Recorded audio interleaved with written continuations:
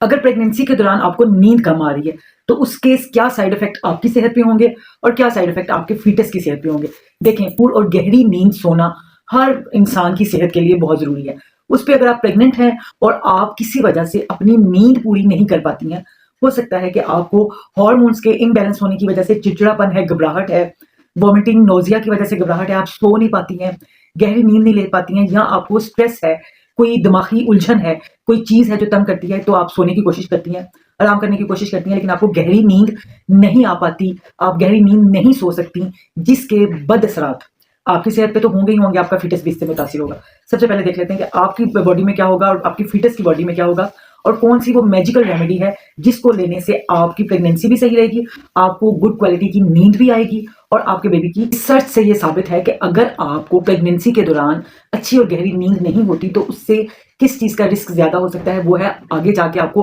High blood pressure हो सकता है, आपको शुगर होने का खतरा हो सकता है, आपको आपको हाइपरथायराइडिज़्म का मसला हो सकता है, यानी कि आपका थायराइड ग्लैंड लेवल्स, जो थायराइड के जो लेवल्स हैं, वो डिस्टर्ब हो जाए, उसकी ग्रोथ तो इससे मुतासिर होगी और आपका बेबी जो है वो अंडरवेट पैदा हो सकता है, कमज़ोर पैदा हो सकता है। ये कि आपको गहरी नींद आए, तो आपको होम्योपैथिक रेमेडी पैसिफ्लोरा को यूज़ करना है। अगर आपके दिमाग में बहुत ज़्यादा उलझन रहती है, तो आप पैसिफ्लोरा को 30 में भी ले सकती हैं और इसको मदर टेंशन में भी यूज़ कर सकती हैं, ये प्रेगनेंसी सेफ है। उसके बाद आप सीपिया को ले सकती हैं 30 में, ये भी आपको अच्छी नींद लेके आएगी। एरम मेटालिकम को ले सकती हैं, वो भी आपको भरपूर और गहरी नींद देगी। और अगर आपकी बॉडी के अंदर बहुत ज़्यादा पेन्स रहती हैं, तो आप एग्नास्टेवा को यूज़ कर सकती हैं, इससे आपको नींद भी गहरी आएगी, आपका स्ट्रेस लेवल भी कम होगा और आपकी बॉडी में अगर पेन्स हैं, तो वो भी कम होंगी।